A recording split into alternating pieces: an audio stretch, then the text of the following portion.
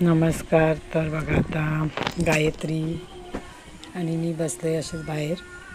तर आता संध्याकाळ झाले, संध्याकाळचे 6 वाजलेत. बाहेर छान गार वारा सुटला होता. घरात खूप गरम होतं तर मी म्हटलं चला थोडा वेळ बाहेर बसूया.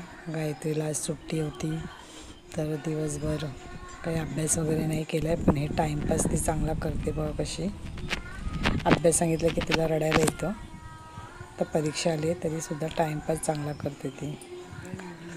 ते बघा सदाफुलीचं झाड आहे, छान आहे ना.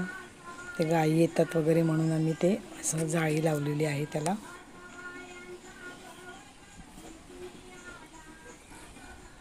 बघा एवढ्या गरमीमध्ये पण सदाफुलीचं झाड छान सुकत नाही, म्हणजे बाकीचे सगळे लगेच सुकतात वगैरे, ते गुलाबाचे वगैरे, पण सदाफुली म्हणून म्हणत असतील त्याला, कारण की अजून पण एवढ्या उन्हामध्ये पण ते फुलं छान आहेत त्याचे.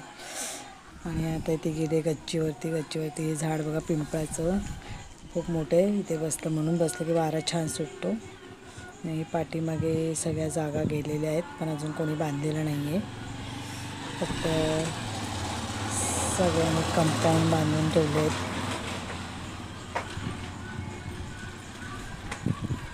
तर तुम्हाला कशी वाटली व्हिडिओ नक्की कमेंट करून सांगा आणि सबस्क्राईब करा आमच्या व्हिडिओला. बघा हे जे समोर दिसते वडाचं झाड आहे आणि तिथे कॉरी असते. कॉरी म्हणजे तिथे पाणी असतं त्यामध्ये, पण आता नाही आहे, पावसात ते भरलेलं असतं वगैरे. आणि आता ही गच्चीवर काहीतरी जाऊन काय व्हिडिओ आपली टाईमपास म्हणून